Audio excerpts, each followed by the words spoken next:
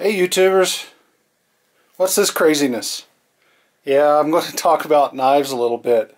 I am no expert on knives at all, but one of my viewers made the mistake of asking me about what I carried. So I say unfortunately he asked me because I'm very suggestible, and this caused me to go on a little bit of a spree.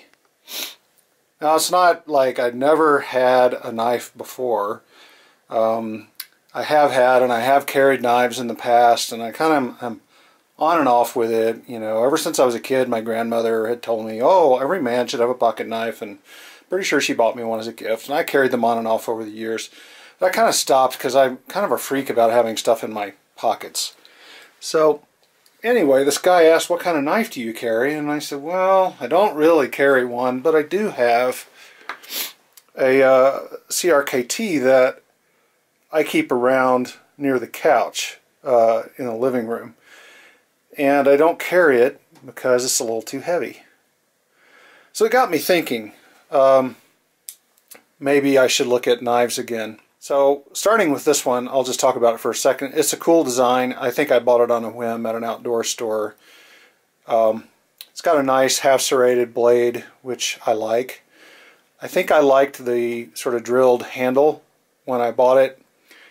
And don't get me wrong, it's not super heavy. It's all metal, so it's heavy for its size. It's a liner lock knife, and you know, it's a good brand. It's a good knife. Pretty much everything's good about it. It's just a little too heavy for me to carry. So I stopped.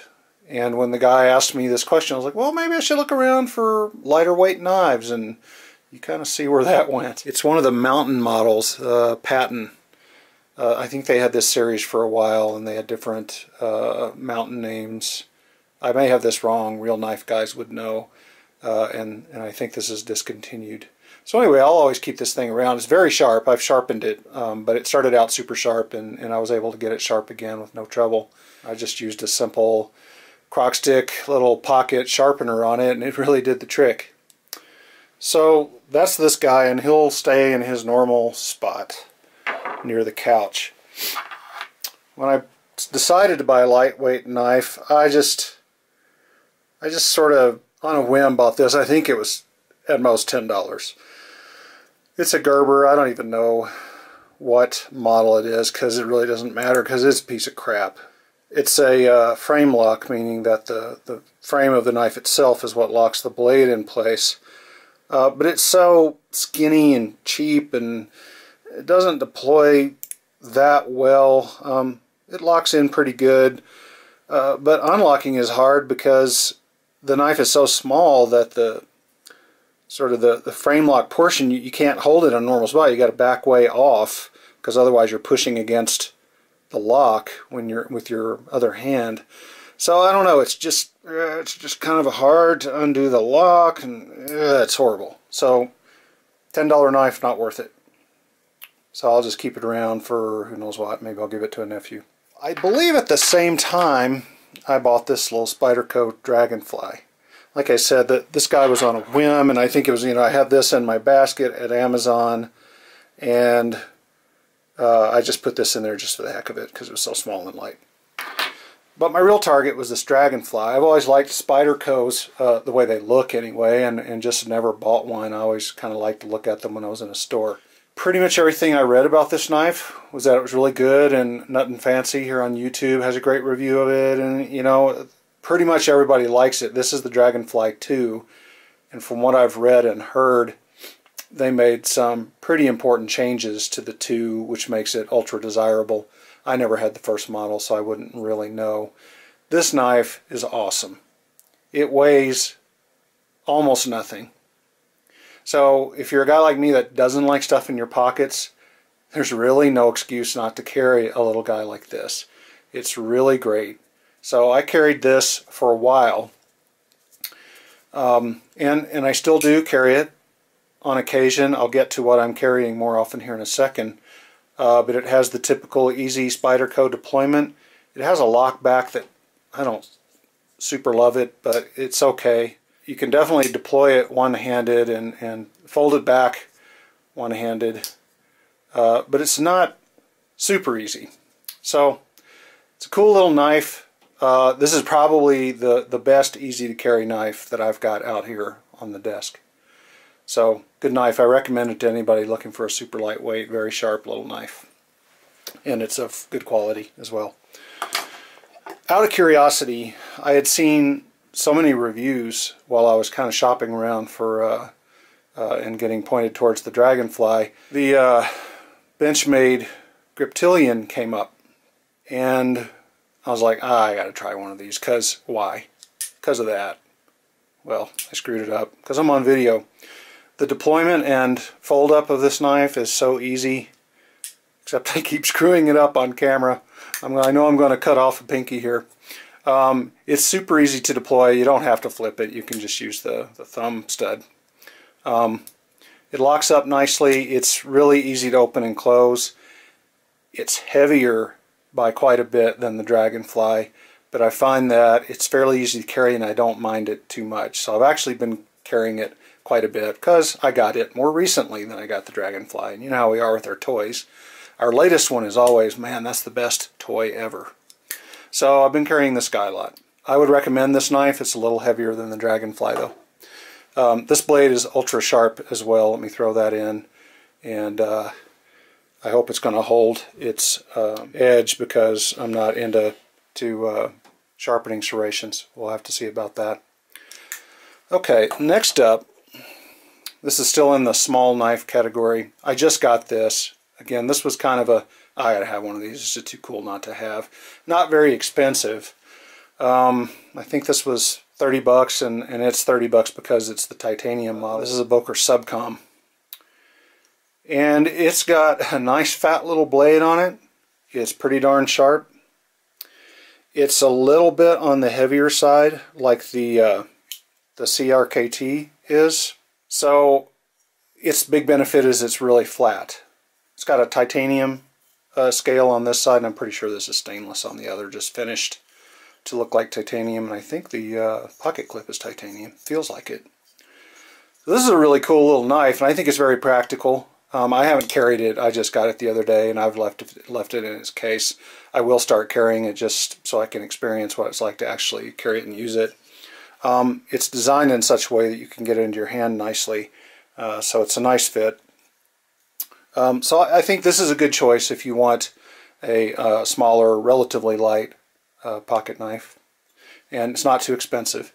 One thing I don't like about it is unlocking it. It has a little extra detent in there on the way closed that annoys me a bit.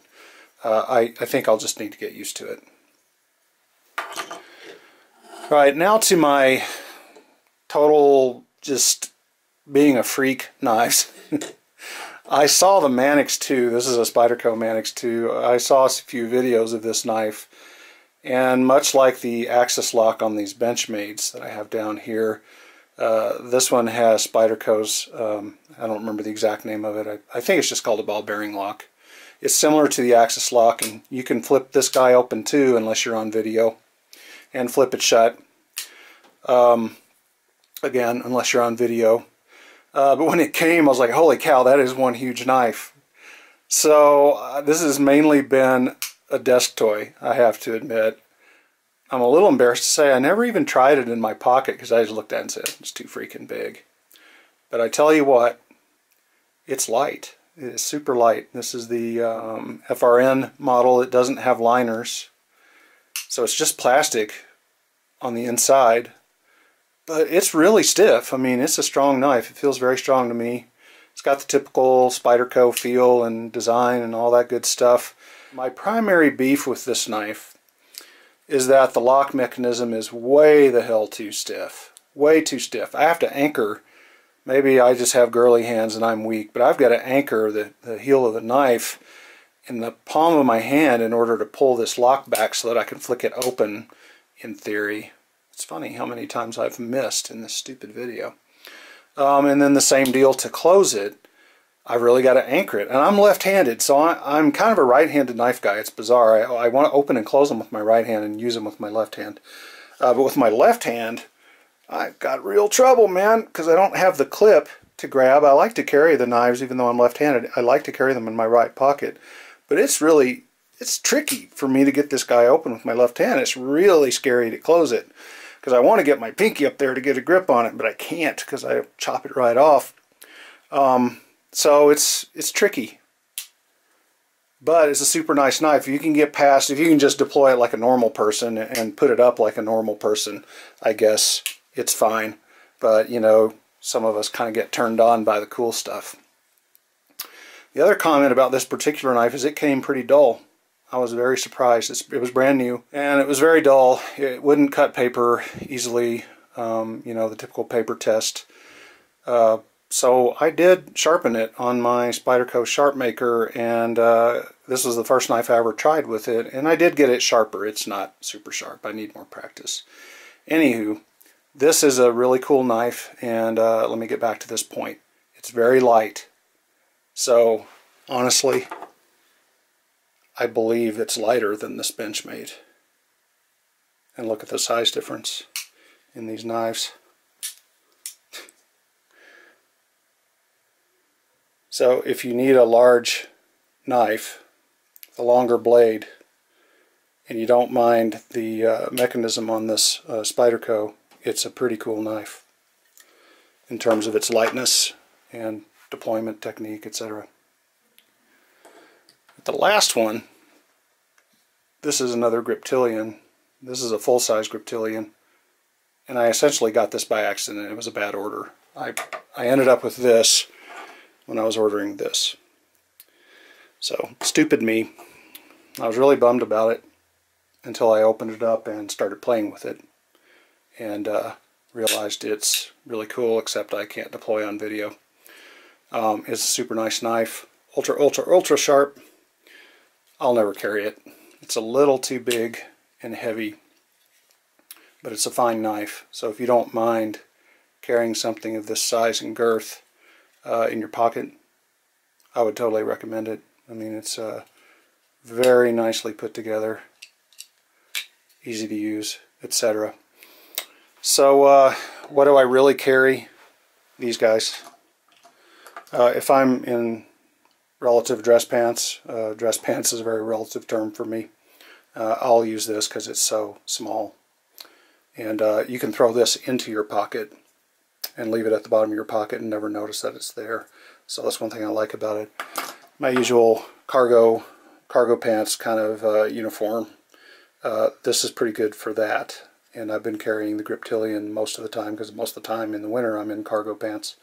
So this is the knife I carry the most. As I said, I'm going to try this guy out just for fun. So I know this wasn't a super technical knife review, not lots of stats and stuff. I'm just giving you my opinion on some of these knives that I've tried out recently, and if you've never been a knife guy, maybe this will turn you on. You go, hey, maybe I should check out one of these knives. At least you might know where to start. This gives you kind of a good survey of what's out there. So as always, thanks for watching, and stay tuned for less knife stuff and more photo stuff. Talk to you later.